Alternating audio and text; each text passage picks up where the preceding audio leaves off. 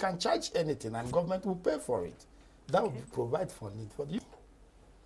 When World Bank and IMF advises federal government to remove all subsidies, to privatize, as against public funding of institutions, of course, it creates high rise in the cost of education. It affects the funding lines for research. A whole lot that happens in Nigerian institutions will be crippled because there is no funding. There is no way Nigerian government should accept to remove subsidy in education or to reduce the subventions meant for the educational sector and expect that sector to survive. It is not possible. Okay. Do we have cases where other countries have, have similar policies and how it has affected them? If you go to South Africa here and India, they have a mixture of private and public funding for their own institutions.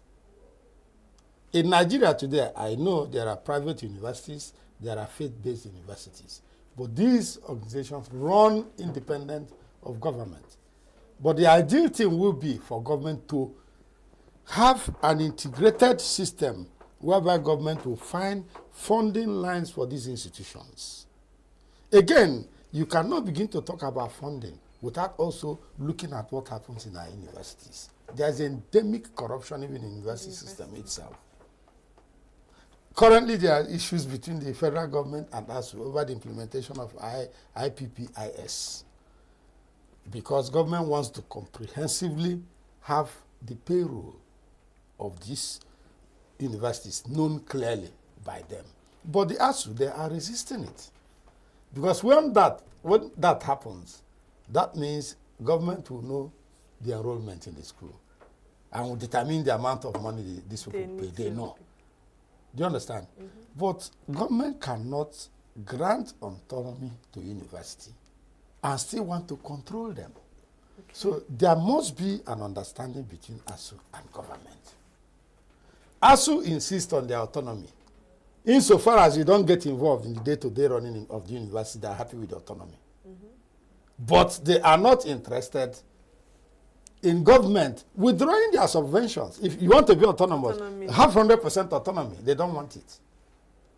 But the truth remains that there must be some form of funding from federal government to be able to have a robust educational system in Nigeria. Universities today receive funding in form of grants from federal government. The question is, how many of these Nigerian universities today get funding from research institutions or get grants for their researches in their schools? Before the low-cost invasion of the ivory tower, most universities, even though they don't run independent of federal government funding, but they also on their own generate funds. 80% of researches conducted in Nigerian universities today are all theory. True. There is a disconnect between the curriculum and the industrial needs in the country. Emphasis should be on R&D, research and development. The universities should begin to attempt to answer production challenges of industries in Nigeria. The Education Tax Fund are tax paid by companies in Nigeria. How has that fund is what the government used to fund tertiary education trust fund. Therefore, if this money are generated from industries, I expect that the universities now should sit down and interface with these industries, identify where they have production processes, and do research around them to solve their problems. Because he who pays the piper should dictate the tune. These industries are funding them through tertiary education trust fund. Let them ask these industries, what are the production processes, challenges you have, so that we'll do researches around it and provide solutions to them. So it has to be a... There must be a reciprocal adjustment. We are paying you, we need A, B, C, D. But every day, we continue to do research, theoretical research. They finish theory, no implementation, no practical. How many Nigerian universities today are getting products patented? How many Nigerian universities, through their research activities, had innovated or introduced a new thing? These are the questions. In other climes, universities are funded not by government, but by grants professors and researchers attract to the university. These are lecturers, those with PhDs and professors. Let them also make efforts to begin to attract these research grants to their universities. So looking at this explanation now, it does look like that. It does look like the problem is a problem of the universities, not attracting funds for their research. There is a system failure. There is a systemic failure in the entire country. The blame is not squarely on ASU or on government. Its blame should be apportioned to each of them. There is some level of interference from government that is not needed in the universities. Using the IPPIS, the government wants to even employ staffers of the university. It is wrong. It is the university that knows who they want to hire, when they want to hire, and what to pay. In IPPS, as proposed by government, payment of professors at same fund. But it is not so. Every professor is supposed to negotiate their pay with any university he or she is going to, because he or she knows the value he or she is bringing to the table. All professors are not equal.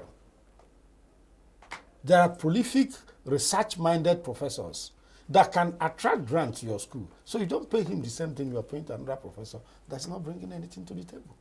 So in terms of autonomy, we still see the hand of government in universities. Just today we had news from one of the headlines that the federal government has sacked UNIZIK chancellor and registrar. So in your own opinion, do you think that should be right coming from the presidency himself? Well, the truth is, I don't know the act establishing Nnamdi Azikiwe University. If I know the law, I'll be in a position to appropriately respond to this. However, there are processes of selecting vice chancellors. If I know their act, I will have said that the current or the sacked council had followed it. If they have followed the process, federal government has no business sacking them. And of course, it is likely that this matter will end up in court. The council, in their own understanding, has dispensed their own responsibility and has hired the vice chancellor. And the federal government has just dissolved both the council and fired the VC.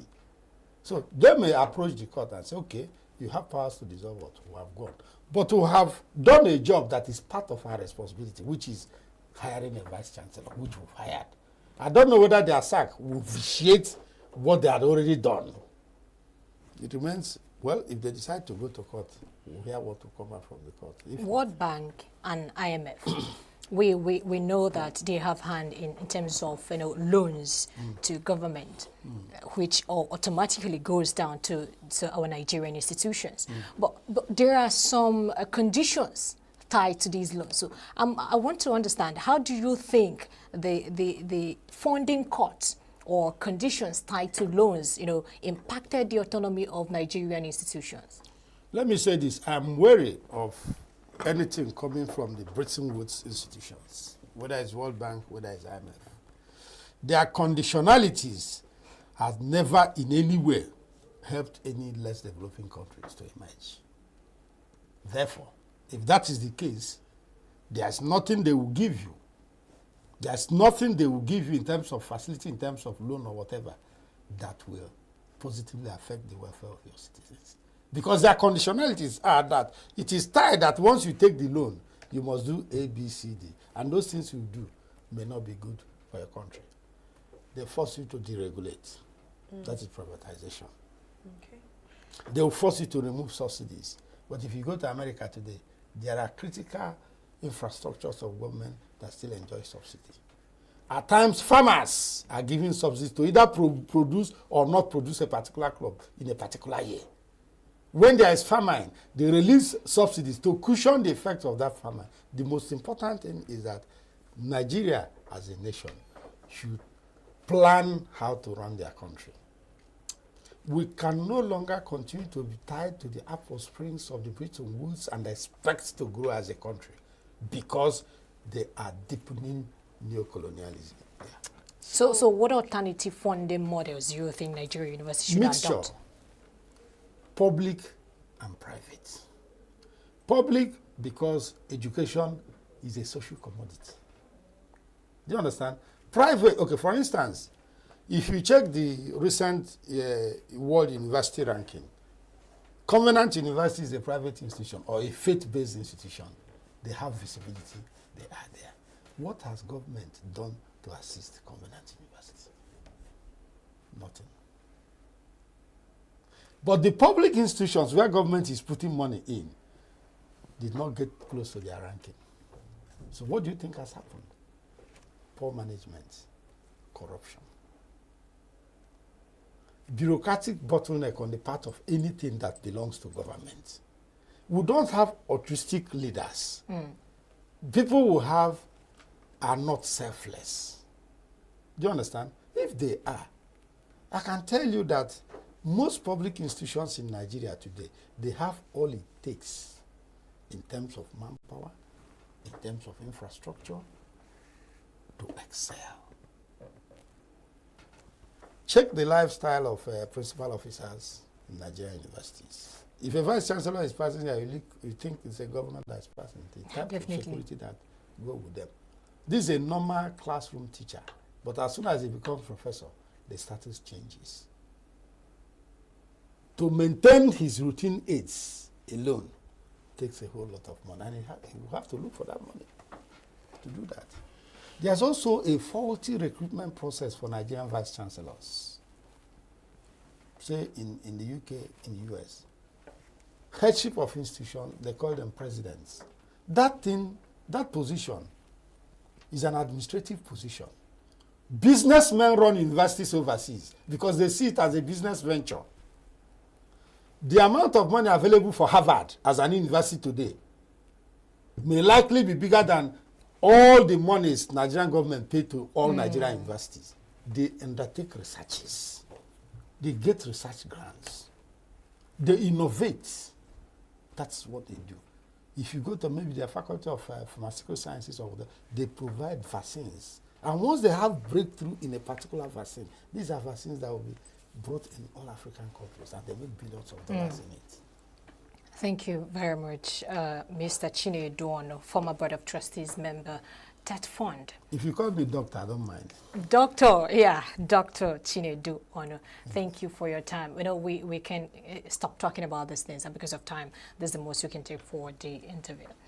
All right, it's been a time with us right here in Signature Morning. We'll continue with the Signature Morning show from our Abuja studio. My name is Belinda Mwobodo.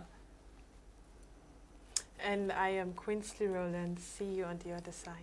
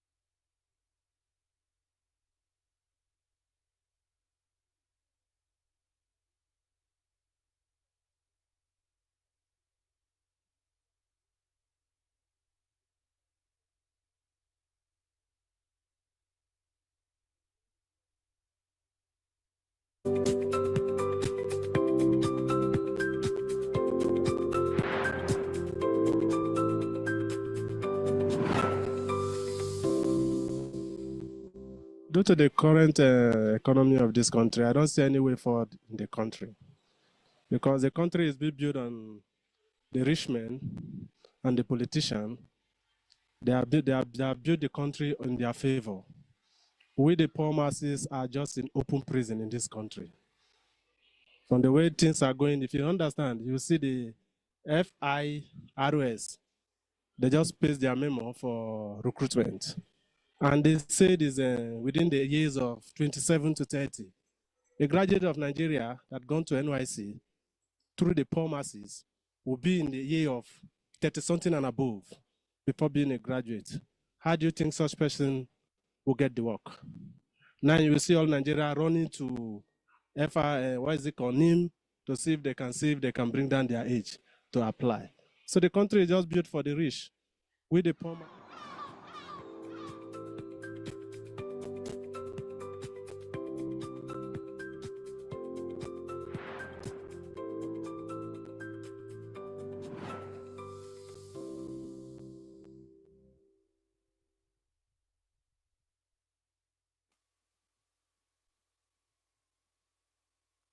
To Signature Morning on Signature TV. My name is Godwin Sunday. We'll be talking about the hardship in Nigeria, but we'll take it from the perspective of the Ariwa Consultative Forum this morning, which we have a report here that says that the Ariwa Consultative Forum has blamed the economic policies of President Bola Tinubu for worsening condition in the northern part of Nigeria. The ACF called on President Bola Tinubu to take immediate action to address pressing issues of insecurity, education, and economic development in the region. The Pan-Northern Social Political Organization stated this in a communique released to journalists at the end of its National Executive Council meeting in Kaduna yesterday. The communique signed by the ACF's National Publicity Secretary, Professor Tuka Muhammad Baba, expressed dissatisfaction with the current economic policy, which the forum claimed have amplified hardship in a country. And also looking at this from other perspective, we want to try to match words with action this morning and probably get some facts if actually what is being said by the Arawa Consultative Forum are indeed correct, even with the present economy and present state of things in the north. And joining me in this conversation is Buka Suleiman, who is joining me from Kaduna State. Good morning, Buka. All right, so we're looking at this conversation from all angle this morning. As a country, we're trying to also examine this such conversation by a group of this caliber. The Arawa Consultative Forum are saying a thing of this nature. Will it further push the hand of the president to want to achieve tilt towards the north and improve some policies? Like they say that some of the economic policy are harsh, but I won't be able to give a lot of analysis this morning. That's why we're talking to Buka this morning. All right, Buka. Good morning, Buka. Sunday, how are you? All right, Buka, I'm very fine this morning. You've listened to the Arawa Consultative Forum and what they've said so far. How correct is the statement that the Northerners are suffering under President Bola Ahmed Tinubu's administration? Good morning, Sunday and fellow Nigerians.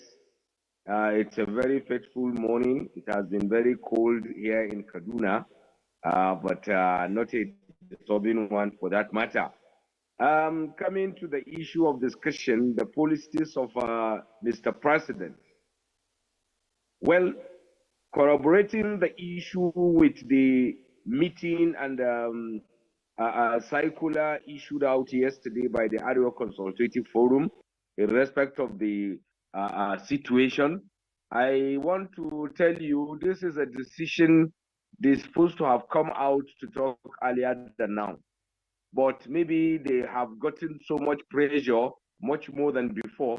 That is why at this moment they are coming out to issue a circular addressing to Mr. President, telling him categorically that, to be precise, northern Nigeria are most heated by the policies of Mr. President. Mr. Sunday and fellow listeners, I want to tell you that the issue is becoming unbecoming as far as North is concerned. You may recall just last 2 weeks, we had discussion of such with regard to the issue of national grid collapse. And now it has come to the issue of policies. Right from the one that Mr. President became the president, there was this announcement for the removal of fuel subsidy. I want to tell you that was a very, very, very wrong decision, even though it was done for a good. I want to tell you, you cannot just take a very sensitive issue like the fuel subsidy without putting modalities in place. As far as what we saw was concerned, when the president became the president, or when he was taking the oath of office, on that day, he categorically mentioned people were even thinking he was trying to be jovial with the matter. But it was a very serious matter that he took that decision. But unfortunately, the way that those policies effect, there was nothing that was put on ground. So now after that, a lot of policies have been emanating from the office of the president. The last one was the issue of the tax. You understand? Issue of the tax and the VAT. I think the Northern Governors Forum, they came out to say that they are not supporting that policy that Mr. President want to put in place. And when Mr. President came, because it was chaired by Mr. Vice President, unfortunately, Mr. President said, as far as that policy is concerned, there is no going back. That if there is any area that needs to be adjusted, that he is going to adjust, but as far as it's concerned, there is no going back. I want to tell you something. This country has more than 200 million population, and you are ruling people. If at the end of the day, people say, this is how we want you to go, no matter how you think that policy is going to be good for the masses, if the masses are not ready for that policy at that particular point in time, most sincerely speaking, if the government is for the people, then there must be a shift from the earlier arrangement by the Executive Council. But unfortunately today, Mr. President will come out to say, as far as this policy is concerned, there is no going back. And at the end of the day, when you look at the issue critically, it is not for the good of the masses. Coming to the north, to be precise, this policy and other policies are affecting us more than you think. I told you the other day that, sincerely speaking, a lot of people are finding it difficult to eat. But the way I'm seeing it, if it continues like this, I assure you, people revert. And people reverting, it's not going to be good for this country. It's not going to be good for this country in the sense that everybody will come out to protest against the government. And by the time people come out to protest against the government, I assure you that will be the beginning of a problem as far as this country is concerned. Northern Nigeria is beyond what you are thinking. And if people cannot be able to eat, why you see people in the government moving with jeep with siren, one person with more than 15, 20 expensive SUVs. I assure you, people will begin to attack those that are in government, and it will not be good for this country. So the earlier, the better for Mr. President to start reversing some of these policies. I was discussing with a friend just last week. We were thinking that, okay, since the removal of subsidy by 100% on fuel has caused serious chaos to the country, why not, Mr. President, find a way of bringing back subsidy even with just 30% in place. Remove it by 70%, bring back 30%. At least it will reduce the cost of fuel, because 99.9% of all the goods and services that are taking place in this country, they depend on the fuel and power. So by the time you have Booker, let's even look at the president's policies right now. Some of the president policies are geared towards national development. President Tinubu have not set out his own agenda or set out policies that will be anti-Nigeria. Some of these policies, even the economic policy which you have mentioned, are set out by the president. I believe it's for the better good of Nigeria. This statement by the Arewa Consultative Forum, don't you think in a way it will further tear Nigeria into an ethnic ground?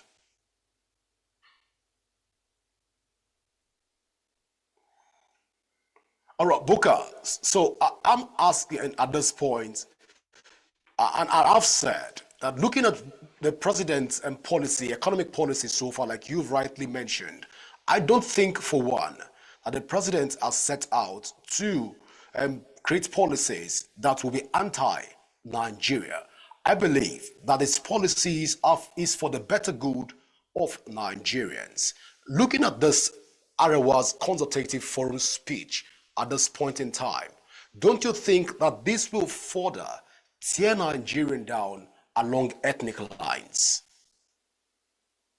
Yes, whether you like it or not, this is the way we are going. If you have done it in a way that it will unite the country, it will make us to be one as we know. But the thing is not working in that line, then of course you have to come and say it. The suffering we are experiencing in Nigeria, don't forget, it's not only in the north, it's all over the country. So if Arewa Consultative Forum have come out to talk, I assure you in the next maybe couple of days, maybe in Igbo, will come out and say, yes, this is our stand.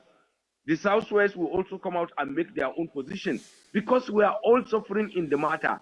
So you should not even think along that line that it will maybe start, people will start thinking, or maybe it will divide us along ethnic group. No. As far as hunger is concerned, it doesn't know ethnicity. As far as suffering is concerned, it doesn't know ethnicity. One thing you should understand, if Mr. President is doing good,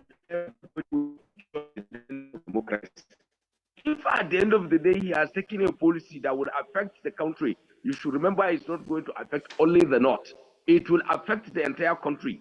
So issue of dividing us along ethnic or whatever inclination you may think of, it's not what I think you should even think. You understand? So Mr. President have done something which is wrong, and it is felt by the Arewa Consultative Forum that they should address it so that he will understand and think otherwise, in the sense that he will come out with something that it will be good for the north and the entire country.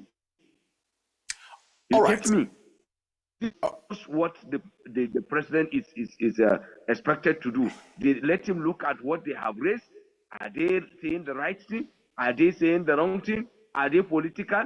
Let him analyze it and make people analyze the situation. And at the end of the day, let him take a decision that at the end of the day, it will affect the entire Nigerians. Mr. President should know that Nigeria is a very, very large country. Whatever policy you want to take, you have to think along the right, you have to think along the left, center, and all aspects of this thing before you take that kind of decision. Because whatever decision you take, it will affect chunk of people. So you have to analyze the situation and the policy as well before you finally take a position to the aspect Booker, of the implementation. Booker, yes, sir. To a very large extent, yes, the former chairman of the Arewa Consultative Forum is currently working with the vice president in the person of Shatima right now. Okay, I can see you smiling right now, but it's okay. Now, the president is surrounded by Northerners. the special advisor to the president, national security advisor to the president, the person of Nuru Badu, is from the north. Major stakeholders in Tinubu's government are from the north.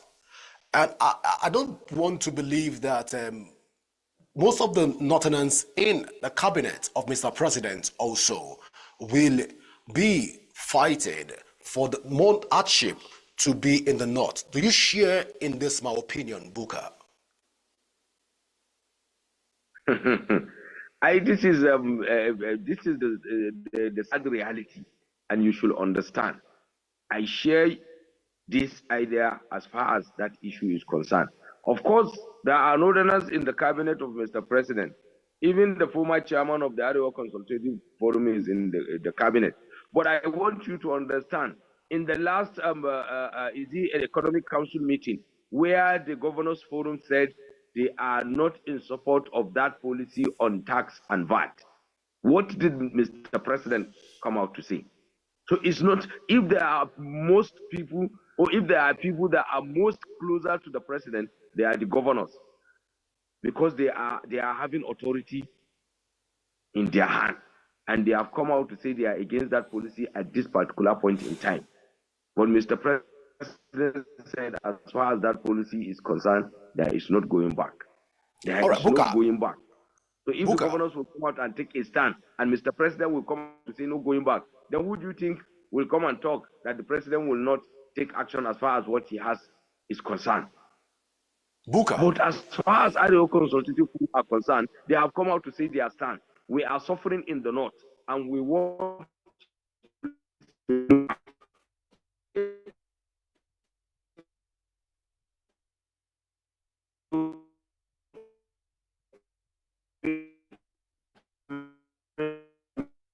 If you can hear me, Buka, Buka, if you can hear me, let's even talk. You've mentioned the Governors Forum coming out to speak. I understand that in the north, we have 19 states in the north. Then hardship, yes, like we've mentioned, like the Arewa Consultative Forum have rightly mentioned, that the president needs to put his house in order. But we rarely see the Arewa Consultative Forum come out to speak about state growth and development in the state. Is it that the Arewa Consultative Forum is turning a blind eye to some of the economic policies that state governments are putting in place that is even further deteriorating the state and throwing them along poverty and hardship line? Is it that Arewa Consultative Forum are not seeing it, or they are just shying away from that conversation? I want to say this. First of all, I agree with you. If some of the problem are from the federal government, some of the problem are from the state government. Some of the policies at the state level are also affecting the masses. I want to tell you categorically at this level, the federal government is the central government. As far as Nigeria is concerned, there are positions that the federal government will take as a stand. When they implement it, the governors, whether they like it or not, they must take responsibility. Let's take the issue of the minimum wage. You can see more than how many states now have taken the directive of the federal government that they should increase the minimum wage. Majority of the northern states have implemented the minimum wage as I'm talking to you now. Last week or last 2 weeks, the state government of Kaduna have also taken a position of paying, I think, about 73,000 naira as minimum wage in Kaduna State. You get me? And this was an initiative by the federal government, because they have removed fuel subsidy. They have gotten more than enough money that they can be able to cater for some of these issues. And many of the states are now following suit.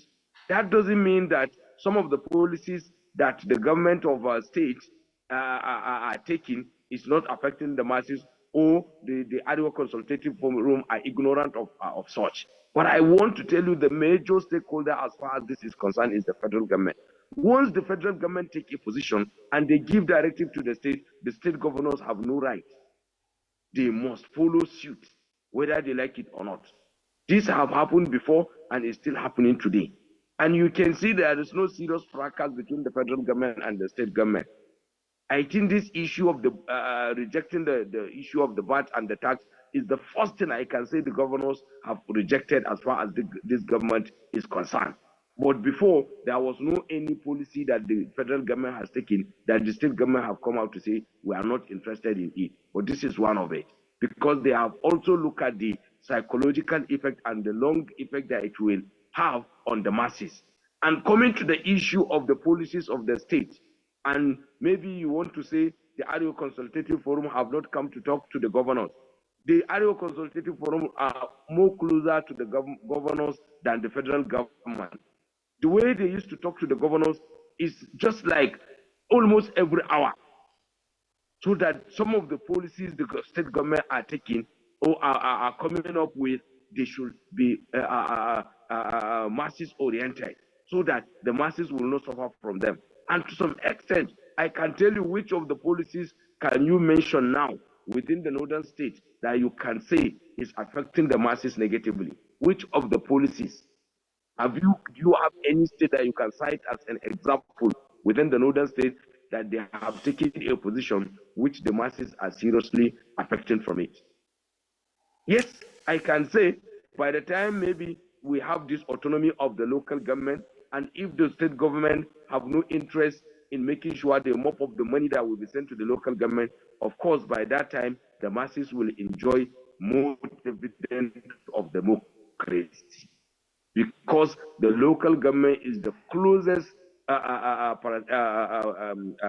tier of the government that is closer to the masses. The local government chairman is always at the disposal of the masses. So by the time he has resources at his disposal, I assure you, a lot of the masses will enjoy the dividend of democracy. It's a very, very good step for the federal government to have taken a decision that they want to give autonomy to the local government. I assure you, by the time that is fully implemented and put in place, the masses will enjoy dividend of democracy. Of course, we know the governors of state are also contributing to the sufferness and the stress the masses are going on. But the federal government is the central government, and they have right to bring out policies that will affect generality of the country. And at the end of the day, the governors cannot say that we are not party to it. As far as this issue. Well, Buka, I might not be able to give you answers to some of the northern government's policies that are not working at the moment. Probably because I'm not the spokesperson to a lot of the governors, even in the north. But let's even take the conversation a bit further, Buka. Look at this whole policy by President Bola Ahmed Tinubu since his ascension into office. We've seen northern groups come out to speak against some of the economic policies of President Bola Ahmed Tinubu.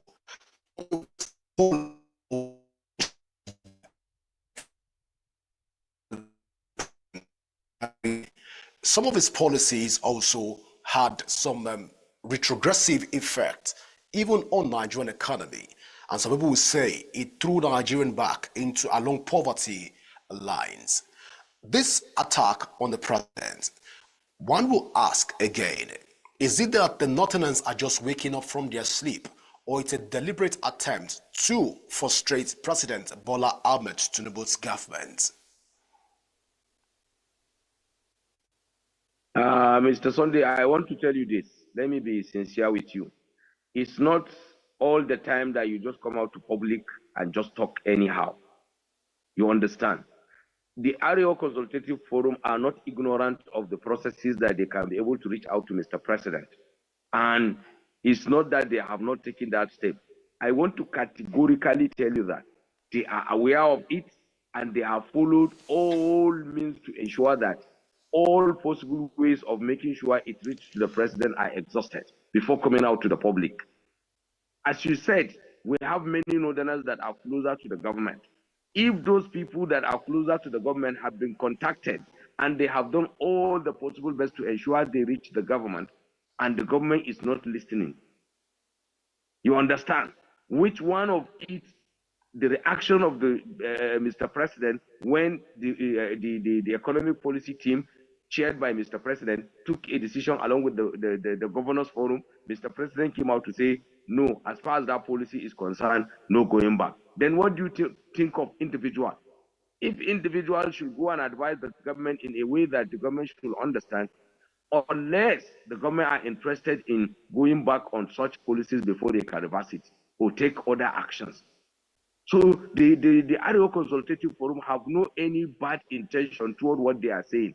As far as this country is concerned, even the common man on the street is aware of some of these policies and its negative impact.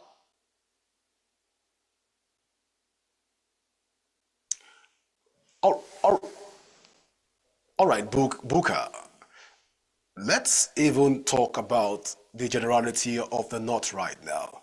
Most middle beltans of the northern extraction, speaking of Benue Plateau, and speaking of Kogi State and some other northern states, will say that these policies this hardship has been said by the Arewa Consultative Forum. We'll go for this short break, and when we come back, we'll continue the conversation with Buka. Please go nowhere as the show continues in a moment.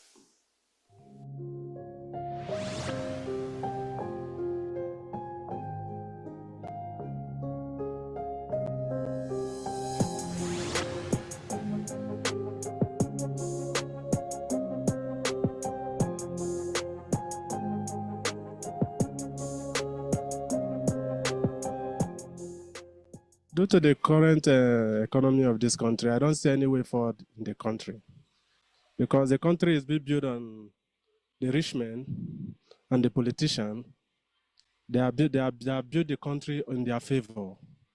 We, the poor masses, are just in open prison in this country. From the way things are going, if you understand, you see the FIROS, they just paste their memo for recruitment. And the state is within the years of 27 to 30. A graduate of Nigeria that gone to NYC through the poor masses will be in the year of 30-something and above before being a graduate. How do you think such person will get the work? Now you will see all Nigeria running to NIM to see if they can bring down their age to apply. So the country is just built for the rich. We, the poor masses, I don't see anything for us in this country. And in Nigeria, due to lack of knowledge, a lot of them are even the leaders. They don't have they call it common sense, but it wasn't common sense. We are shouting, Buhari didn't go to school. They took all these things, finish. Yet Buhari managed this country. We weren't suffering like this. Can you imagine a bag of rice now is 90,000? Then tell me, can you afford it yourself with your salary? So these are the things we are talking about. Tinubu shouldn't betray the opportunity God gave him. You know, God gives people a chance. He gives them chance, but they don't want to utilize it properly. And when God just turns his back, they will say, they've killed him, or they've done so, but they are the cause. So, my dear, I don't like to really talk about this nation. It's embarrassing.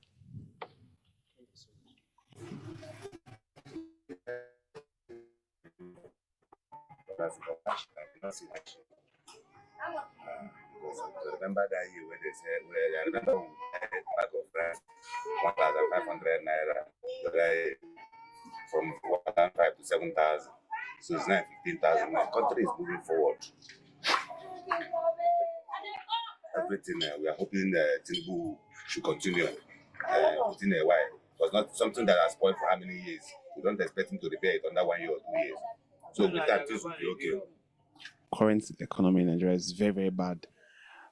For instance, I'm a businessman, and the price of goods goes up almost every 2 weeks when I go to the market to buy goods. It's just very, very annoying, but we're hoping that it will get better, but we don't see any good thing coming soon. The general notion that we have T-Pain is kind of funny, but it's annoying, and it's very, very sad.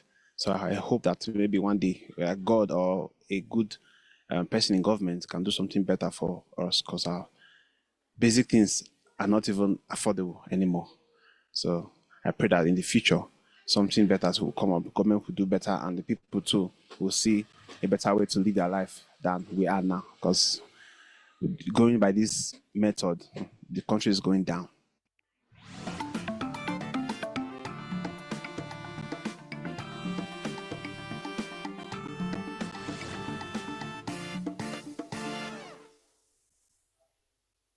Welcome back, and this is still Signature Morning on Signature TV. My name is Godwin Sunday, and we're talking with Buka Suleiman, who is joining us from Kaduna. All right, so Buka, let's take this conversation further by looking at it from what a lot of Middle Beltons are saying, that this Arewa Consultative Forum's conclusions does not in any way states their stand on this issue. Do you think at this point that the Arewa Consultative Forum is speaking for the entire NAT, or it's just for selected state at this point in time? As I'm concerned, Arewa Consultative Forum is talking on behalf of the entire country, not even the North, as far as I'm concerned. Because what they are calling for is good governance. And by the time we have that good governance, all Nigerians will enjoy the dividend of the good governance, not Arewa, to be precise. So their position is for the entire country, but if you want to limit it to the northern states, I can say they are speaking on behalf of the entire northern state. That is also my position. By the time Mr. President reversed some of the policies that have been in the pipeline or those that have already been implemented, I assure you by the time we have good stance, everybody will live to enjoy it, not only the northern part of the country. There are some of the policies, by the time they are implemented, other people will even enjoy it more than the northern part of the country. So it's, as far as I'm concerned, their position is very, very correct, and they are very right. And we hope other sensitive groups that are in the country will come out to say their position, so that Mr. President will now have the idea of how people are really, really suffering as far as this country is concerned. But people are finding it so difficult to live, and as a result of this kind of policies. So some of these policies should be reversed, so that people will have dividends of democracy. All right, Suleiman, Buka, I'm sorry we have to let you go at this point in time, but we will continue the conversation. I want to say thank you so much for your time, Buka. Thank you so much. Thank you so much. We'll make time. All right, we'll go for this break, and when we come back, more to come on Signature Morning. Please go nowhere as the show continues in a moment.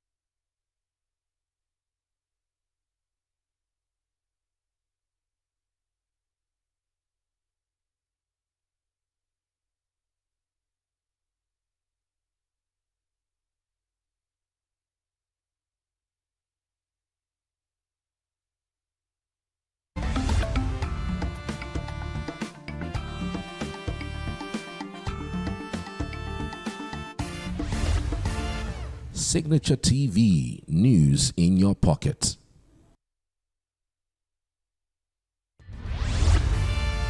We are local.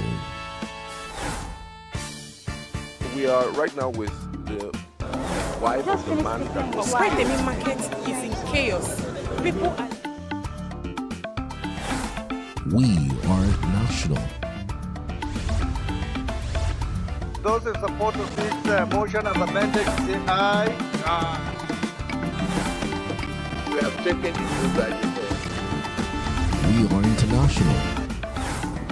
Israeli airstrikes. Donald Trump left us the worst unemployment.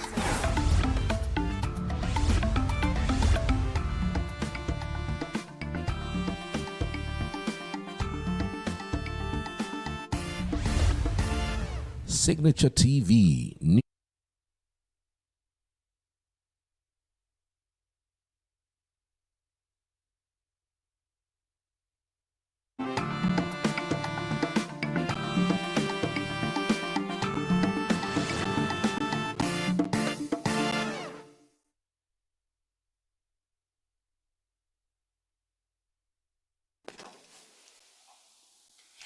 Welcome back, and just in case you're just joining us, it is still Signature Morning TV, and my name is Godwin Sunday. We'll be taking the conversation to another level right now.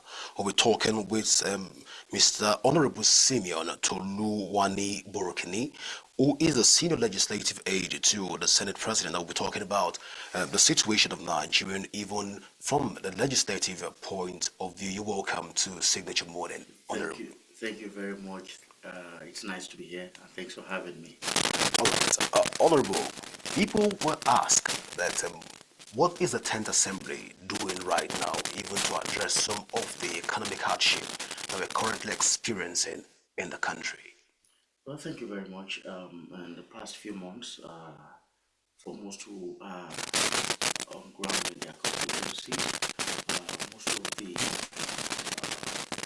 parliamentarians, senators, members of House of Reps have been trying their best to ameliorate the situation in their various constituencies by way of giving empowerment, by way of giving palliative, by way of providing succor in different ways. I see, I hear, I know that even the Mr. President of the Senate was in Rio to do that a few months ago at the stadium. It was massive. I know that the Senate leader, Senator Bamidele Koyemi, has also been doing a lot of that in his constituency in Ekiti. Over the weekend, he had a level of a kind of medical outreach to his people. A few months ago also, he gave, like most of them have done, he gave farmers a lot of agricultural support. They also reached out to the widows, to the aged, and to the youth. They are doing their own, and of course, you can also see that in many ways. Just yesterday, what happened, how the Senate had to sack our man who has also had his own issues. So they are doing their best to ameliorate poverty and, of course, to also cushion the effects of the situation in our country. You've highlighted a lot of things that the Nigerian Senate is currently doing, but Nigerians in general will want to ask, the best so far, is it really the best that the Senate and the Nigerian National Assembly can give? Well, you should know that I cannot speak so much. I'm not the spokesman of the Senate. I'm not the spokesman of the President of the Senate. But as a citizen who is also conversant with what is happening, so many things people do. We only talk so much. I've served as a member of the House of Assembly before. People concentrate on what is not being done, but there is little emphasis on what is being done. I can tell you for free that majority of our legislators are doing their best. Most of the time, they go out of their ways to also add their own personal resources to cushion the effect. I remember that because I follow the trend. I know that some of them, if they have to give 5,000 maybe to their constituents, they know that 5,000 items in quote will not be enough. They go extra miles to get 2,000 more or get double that number to ensure that they give their constituents. But people will be patient because everything is a matter of time. Things are it's not as bad as it is portrayed sometimes.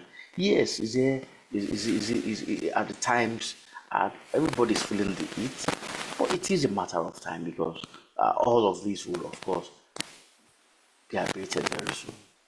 All right, Honorable, I sincerely apologize for throwing that question at you because I know to a large extent you're not the spokesperson for the Nigerian National Assembly. But then, As a former honorable member, which you were, Yes. that's why through that question that you to know, do a comparative analysis so that we can bring in perspective. All right, so let's get into the conversation further.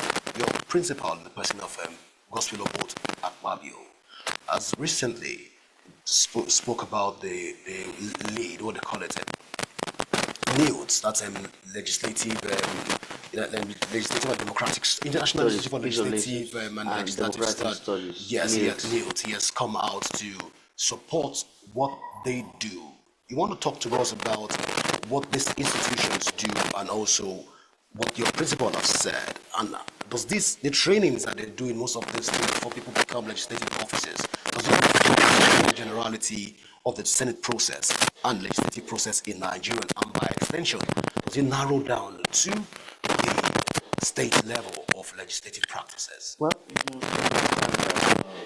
when I was in the House of Assembly, NILDs, they have relationships with state houses of assembly. I've been part of about 2 or 3 trainings conducted at the state assembly.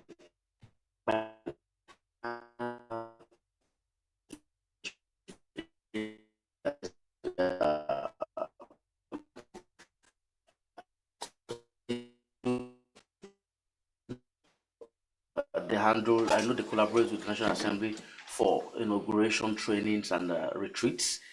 Even in the course of the session, most of the committees have relationships with them.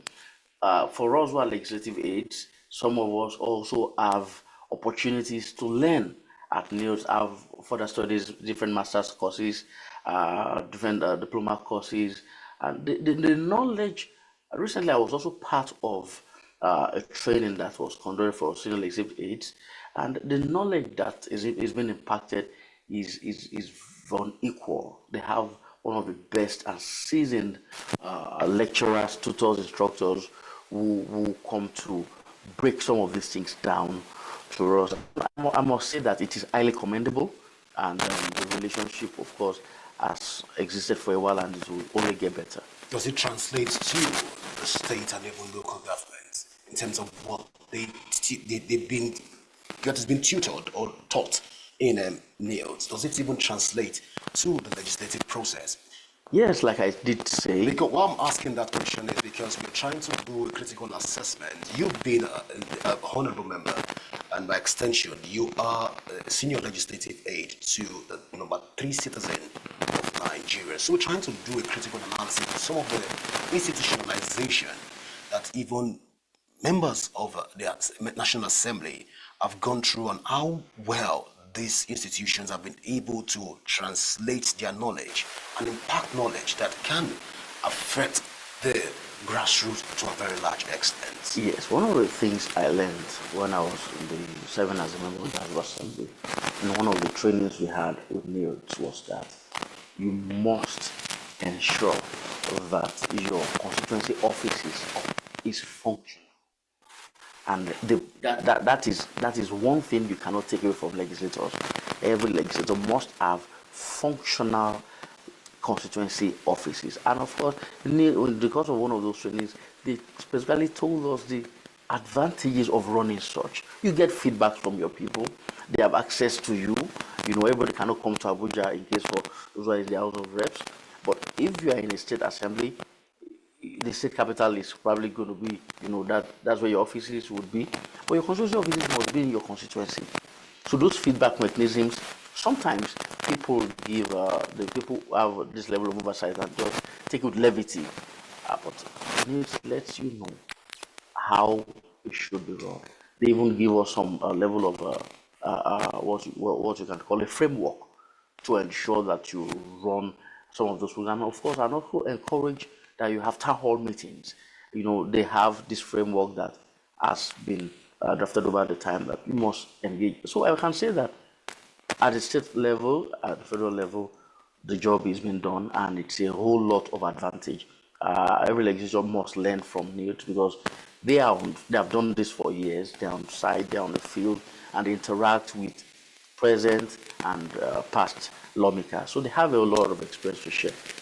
All right, let's bring this question again back home at this point in time. Your principal person of course you know both Akpabio. When he was the former governor of Akwa State, a lot was recorded. He was known to be a man of vision, a man of so much caliber, because if you get to Akwa Ibom, you'll be able to pinpoint. But of late, as a Senate president, it tends to be a little bit slow with the policies, and we're not seeing those effective pushing policies like Akpabio, that we know him to be Akpabioism, which is like an ideology in the Akwa Ibom state at that point in time. But tell us, are we wrong to think that there are no effective policies coming out from the 10th Assembly, right? Let me say again, I am not the spokesman of the President of the Senate, and I cannot speak with authority on some of these things. But let me also let you know that for the position of a governor and position of the President of the Senate are two different ball games. We are talking about two different arms of government. So somebody who was able to personally drive, some things as a governor, doesn't mean that he has so much he would be able to do exactly that as a Senate president. He leads a people. It's not a one-man show. It's a teamwork. He has 109 senators who is first among equals. So there are things he cannot unilaterally do. There are things that the committee of the whole must come together to do. The House of Assembly, the state, the House of Reps, the Senate, work through committee stages. So there are committees of the whole, there are committees through which the Senate functions. So you must look at it holistically. You cannot just bring him out. You must also know he's not the president of the country, he's the president of the Senate. You talk about policies. I must say that this government enjoys so much relationship, very good relationship between the legislative and the executive arm of government. And there's a lot of check and balances, as that you cannot take away. So for me, I think he's doing a great job. Nigerians, this admin is just one. The Senate, the 10th Senate is just 1 year plus, and we must be patient because many things, foundations are being laid. The executive has an agenda. What the legislature has to do is to work with the agenda of the executive. So they cannot run separate ways. They have to run the same way. So anything that comes from the executive, the Senate, and the National Assembly looks at them critically, and they work together. So for me, I think the 10th Senate has made progress. I'm not in the position, like I said, to speak for them and speak on the scorecard, but I must say that there's a lot of progress, except we want to deceive ourselves. But we must know that foundations are being laid by this administration, by the president of the country. And in terms of where we started this conversation from, in terms of ameliorating the situation of things, cushioning the effect for Nigerians, for constituents, I think the 10th Senate they are doing greatly. In fact, agriculture is one area I know that they are investing so much in. I know that my boss loves agriculture, is doing so much in agriculture. It's not every time he has to bring everything to the media, but he's invested so much in agriculture for his people. And most senators have also looked into that area, and they are doing so much. Foundations, I said, are being laid. And when foundation has been laid, you don't see the building. We usually have to wait for the next few months, and we're going to see a lot of these things build up. So we should take you by your word that in the next few months we're going to see manifestations of some sort, or we're going to see some magic that will happen. Well, I didn't say magic. All right, so let's critically Nigeria. Let's even look at Nigerians right now. I'm asking some of this question a bit. Let's get Nigerians' own opinions on this issue. Do you think that Nigerians at this point should line? You mentioned agriculture. Should we tilt to a particular line right now, even from the executive? Are there faults in the line that can further create a gap between policies in practice?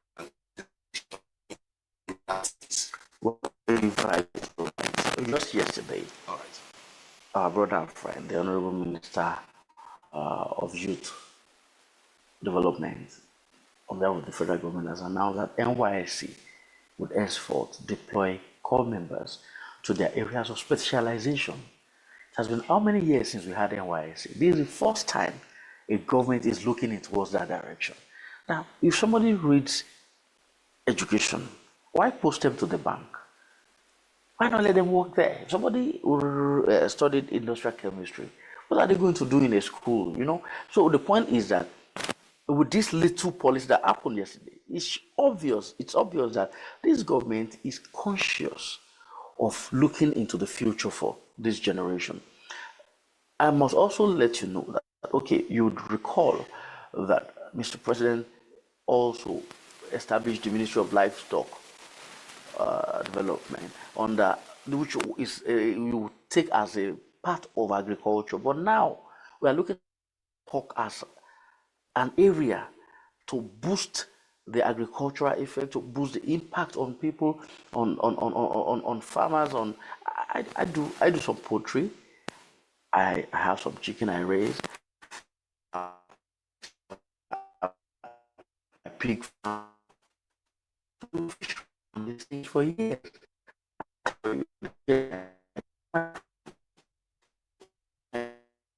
Into that direction. The egg I eat in my house back home are eggs from my farm.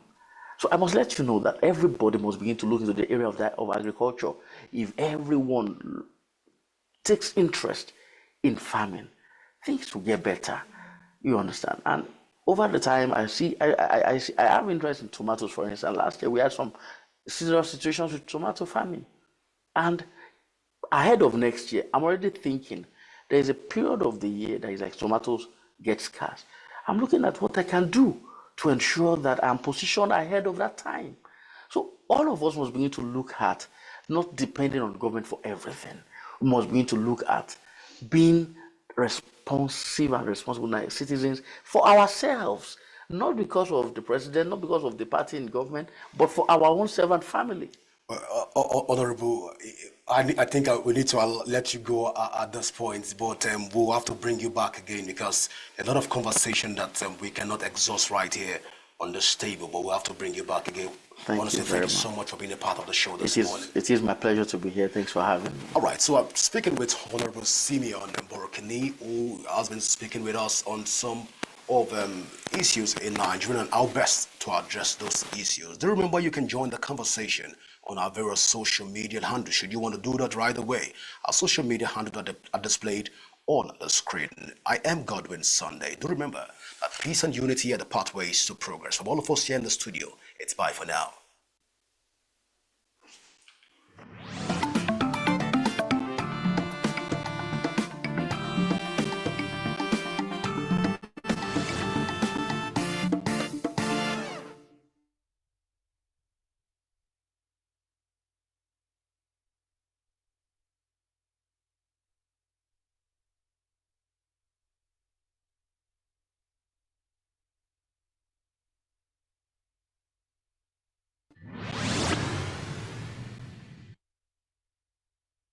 Why do people evade tax? Why is it that the propensity or the tendency to evade tax is very high in Nigeria? It has to do with the social contract, the failure on the part of government, to fulfill its own part. Okay, a situation where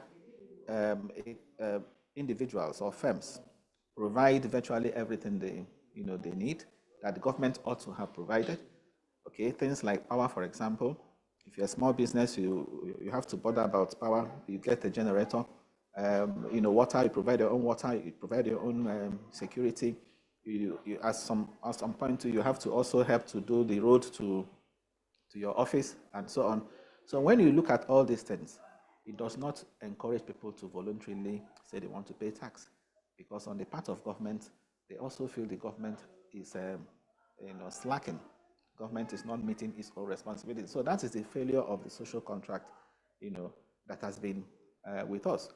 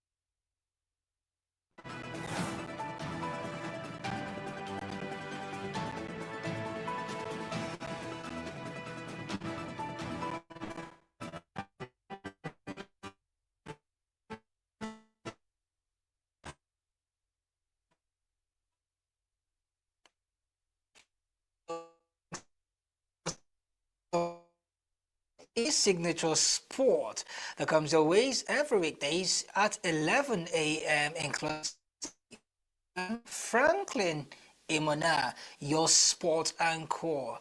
And today on the show, we will be taking you to the Moshood Abiola National Stadium where the Games Abuja 2024 of some colorful display, as well as the Federal Republic of Nigeria's President, His Excellency Bola Ahmed Tinubu, declaring the competition open. Female football from the Super Falcons to the Super Falconets as well as the Flamingos, as all three national teams have been selected for the National Team Award.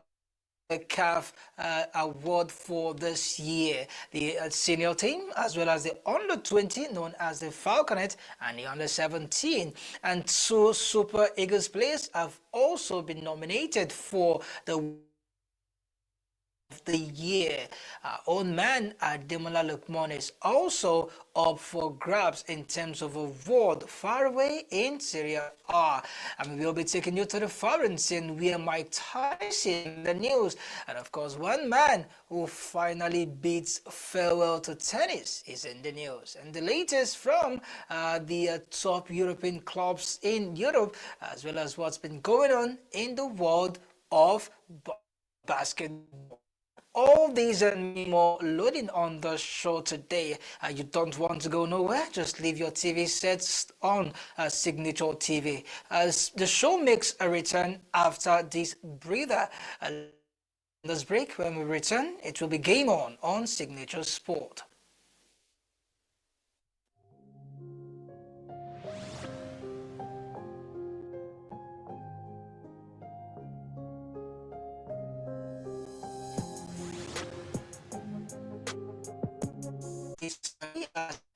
And now it be a different day. World 2024.